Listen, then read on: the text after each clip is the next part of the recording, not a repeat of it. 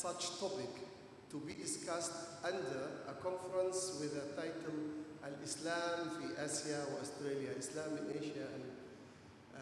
Because actually, I like or I suggest the same panelists or others, and I want to put it as a recommendation to have one conference on filmmaking under the umbrella of Islam. That's very Actually, nice. this thing I want, because maybe in the beginning I decided to come to this session in order to see, because I'm interested in, I'm a drama writer. So this is why I like to see what's going on. So it is very nice thing to see some topic like that under this Al-Islam fi Asia, Islam in Asia. So it was strange for me, but I'm happy to hear like that. This is the first comment, but I have some questions. Actually, indeed, we all feel there is a problem in the Muslim world. We don't have the Islamic film, but I see in Iran a very good experience in filmmaking, and we have to learn a lot from Iran experience. And Iran experience can show us, yes, we can do Islamic film without the theme or the same points of any film, violence, sex, and kisses. Huh? So we can see in Iran film something new. But still I want to ask my brother, I'm sorry because the names are not here. For the panelists, only Sheikh Afifuddin is, the name is here. So I want to ask brother, what about the Shiite influence in the film? Because I like the Iranian film, and I like to watch it, and even I recommended the Iranian film to the people, but sometimes I feel like the Indian film, they like to put Indian influences in the film like that. Also, I feel the Iranian film is trying to put some Shiite point inside the film. Do you feel like that? Do you agree with me there is something like that? In order to make it Islamic, we have to avoid madhahib. We have to be far from our madhahib. We have to concentrate on the topic of Islam, the concept of Islam. Not to try to drag the film or to drag the audience of the film to our way. You are Shia or you are Sufi or you are whatever. You drag me to your corner. I want your comment on that. For brother, I want to ask, you spoke to us about filmmaking in Malaysia. I'm interested in Malaysian culture, and even my PhD is on Malaysian culture. But I studied Malaysian filmmaking, but I feel that Islamic influence in Malaysian filmmaking, starting from P. Ramlee, is still very, very weak. I have seen one film only taken from Islamic ideas in P. Ramlee works, only one, and it was not Islamic. A lot of khurafat, a lot of troubles in the film. So now, in Malaysia, there is a renaissance. Very nice. So how can we speak about Islamic film with Islamic topics in Malaysia now? Also, I want some comment about it. Thank you very much. Thank you very much. Thank you very much. Second question. Yes. Please, we don't have much time. So sorry. Not much. Shukran. Can I speak in Arabic? In Arabic. هل أستطيع أتكلم بالعربي؟ You can speak in Arabic, yes. شكرا. بسم الله الحمد لله والصلاة والسلام على رسول الله. Somebody translate. We need. Okay. دكتور عبد القادر سماري من الجزائر. أنا شاكر للسادة الذين تدخلوا، وخطابي ربما أكثر إلى السيد المتدخل الأول. ذكرتم في مداخلتكم أن قراءة الغرب 14 كتاب في السنة. 14 كتاب في السنة، وفي العالم الإسلامي 7 دقائق في السنة. أظن 7 دقائق هذا إذا تكلمنا عن الباحثين والدارسين وكل مكونات المجتمع الإسلامي. فكم هي عدد الدقائق أو الثواني الهادفة للقراءة الهادفة.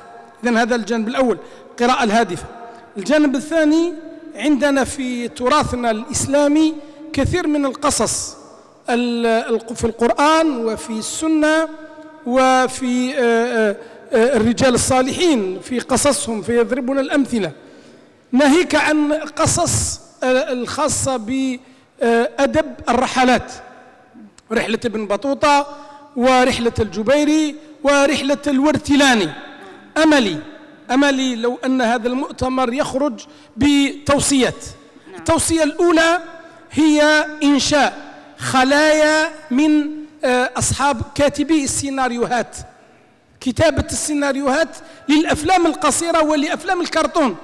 أنتم تعلمون أن أكثر الأفلام مشاهدة في الأفلام الأمريكية هي الأفلام التي تتكلم عن الرحلات من from the east to west to the west of America، من الشرق إلى غرب أمريكا، وهذه تشاهد كثيرا. لماذا لا تكون هناك يعني خلايا تفكير وخلايا عمل لكتابة سيناريوهات عن أدب الرحلات وعن القصص الذي جاء في القرآن وعن القصص الذي جاء في أحاديث الرسول عليه الصلاة والسلام وللصالحين. شكرا لكم. السلام عليكم. Thank you very much. The first question is for Maulana. Jailani, he speaks Arabic, so he understood what you asked him. And the other part is also recommended that why we do not use folk tales and the traveling stories to make movies, and to have this, to create workshop for playwriting or script writing, which the background is all this rahalat or traveling, like Ibn Battuta and all the stories in our folk tales in the Islamic world. Thank you very much. And yes, okay.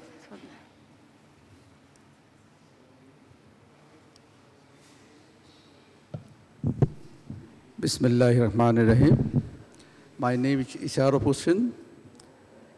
Hussain from Bangladesh. I am a faculty member of Darul Hasan University, Bangladesh. Now, currently PhD fellow here, ISTEC. I am involved in creating, writing the poetry with the literature. I had a few experience about the secular Western film. Iranian brother and also the Malaysian film director can understand that I had seen the 6 famous film of the Bergman. 7 famous film shot in Bangladesh few years ago. I have seen 6 cinema of Bergman. You know better the Bergman position of the world cinema. But I agree with the Sheikh, the 2 famous cinema of the Islamic cinema, like the Message and the Umar Mukhtar. I would like to refer another cinema of Iranian cinema, Messenger. In Bangladesh, in occasion of Ashura, every years, it was showed by the help of Iranian Cultural Center in our national television. So now my question to everybody, first of Sheikh, what is the concept of, religious concept of amusement, entertainment? Actually cinema, film, play, sports, this is a part of entertainment. What is we have to, if we discuss in light of the Islamic, in the name of Islam, first we have to design the concept of Islam. What was the direction of prophets? What was the direction of companions? What was the direction of the Islamic scholars? So, if we divide the 2 aspects, the Muslim aspect, in light of the influence of the Western culture and civilization, or if we discuss about in the name of Islam, my observation that we have to first certainly make the definition or the concept about the Quranic concept or prophetic concept or religious scholars concept, the amusement and entertainment. Then we can say that it is good or bad. Thank you. Thank you very much. Dr. Farida, Professor Farida.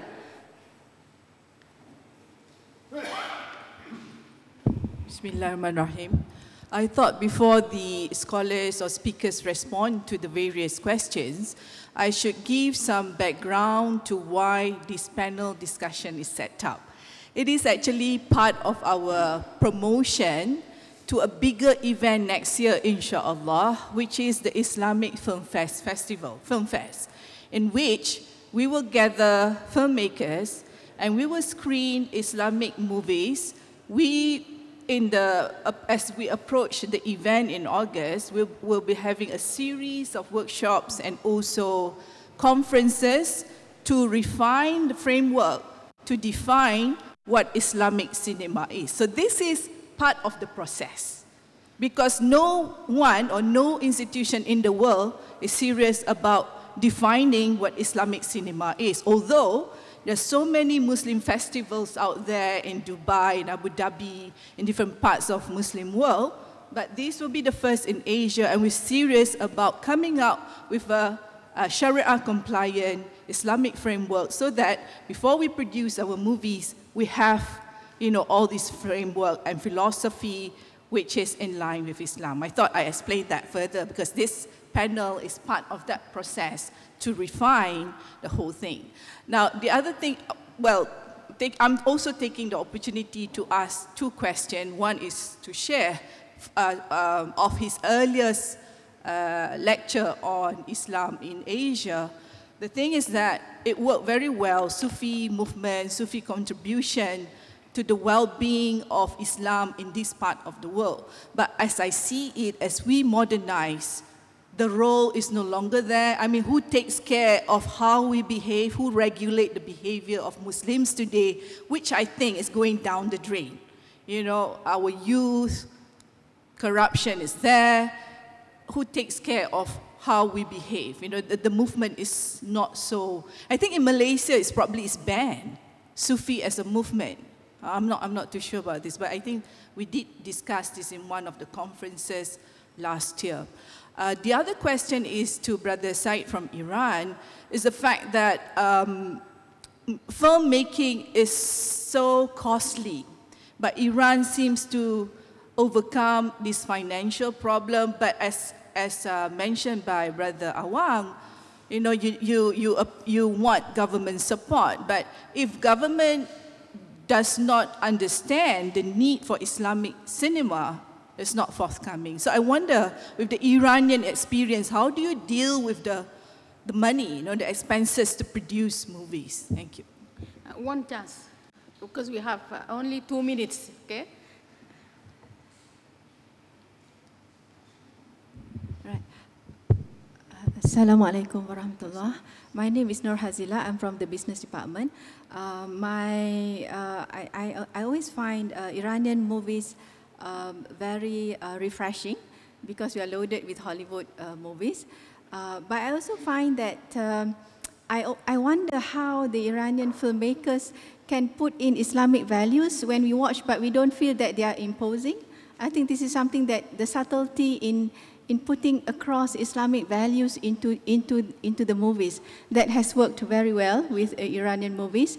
And I think for Malaysian filmmakers, if we are talking about government support for Malaysian filmmakers, maybe in the form of getting learning from our Iranian brothers, how they have done it so very well, and also trying to get away from horror films, but going into something more stimulating, intellectually stimulating, as the Iranians have done very well. Thank you very much. Thank you very much.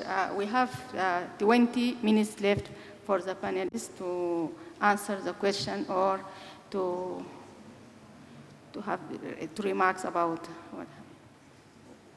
We'll start with Maulana Jailani. Bismillah ar-Rahman ar-Rahim.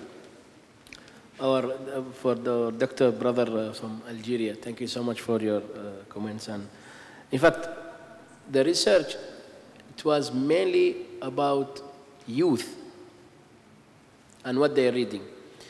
Very seldom you can see any Western nowadays in the flight without a book and reading the book, or in the airport while waiting for the flight, or even in a restaurant or any places.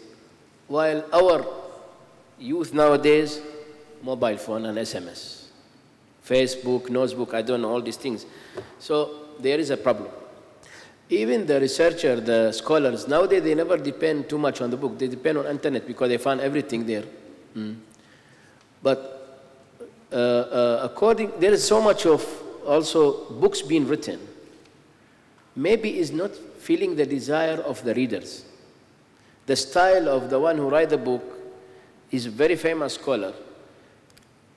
And he write the book, it's not fitting the mind of the youth sometimes. Like for example, you go to doctor, you ask for, you say, I have a headache, he give you Panadol. Panadol is a just painkiller. It's not releasing totally from the pain. We have to go to find the solution for the headache. So if always give Panadol, I give Panadol too. No need for me to study medicine to be, So that's why nowadays the type of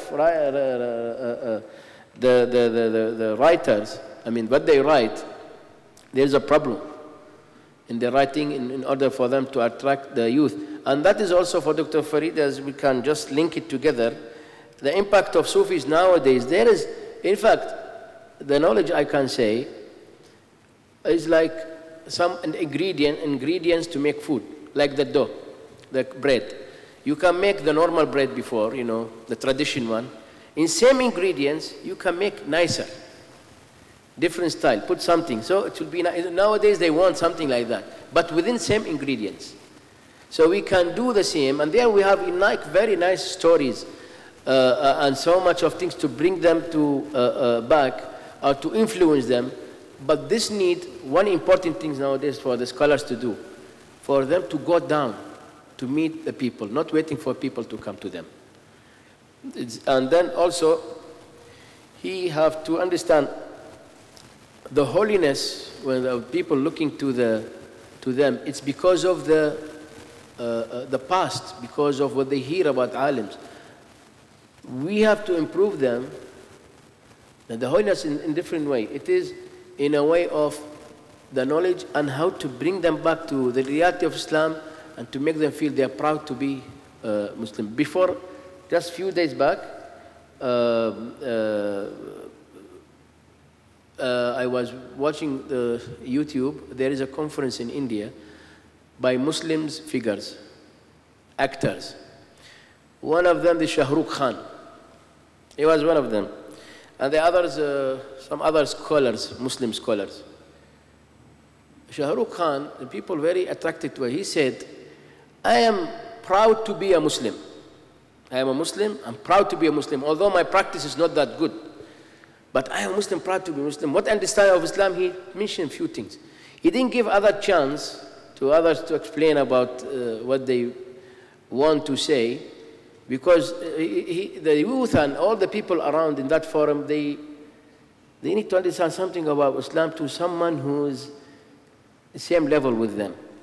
And that will open the way to others, the alims, to explain more. So, inshallah, that is how to be around. But, nah, I leave the way to... Thank you very much. Brother Abdurrahim Awang, please.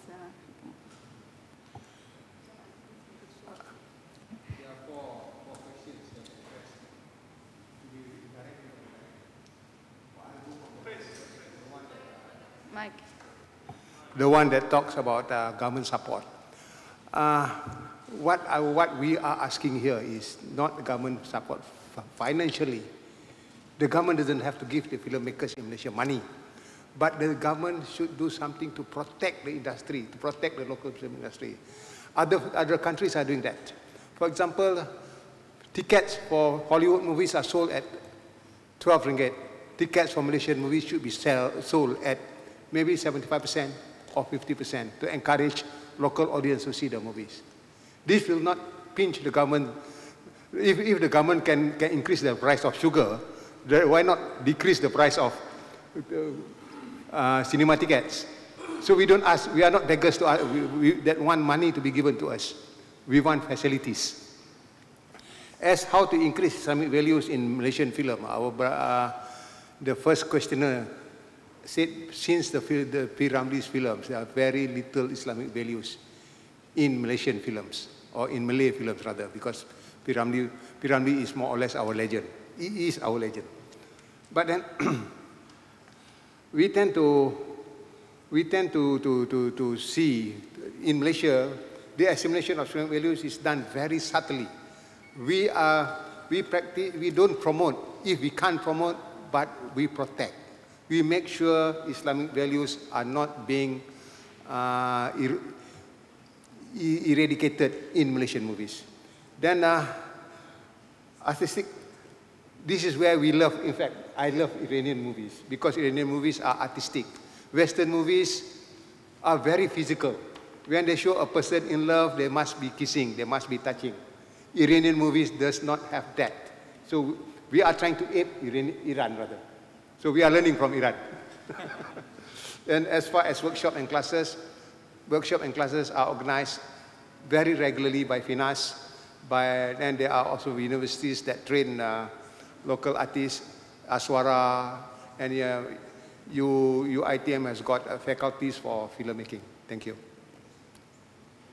Thank you very much. And now for Mr. Saeed from Iran to answer the questions or to give any recommendation or anything you see.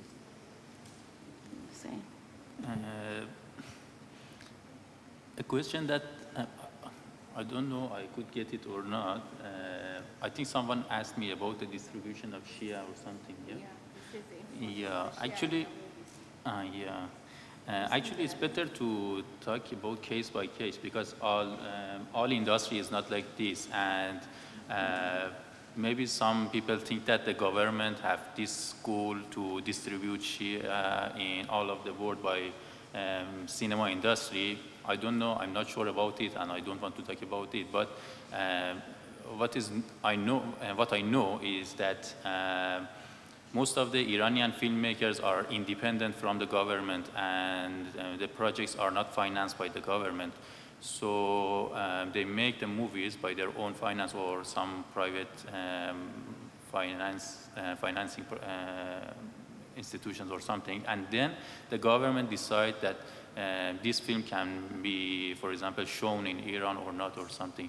I mean, filmmakers are totally independent from the government, and they don't distribute government's point of view all of the world. As you know, many are famous Iranian movies that they don't distribute Shia perspective or something. And about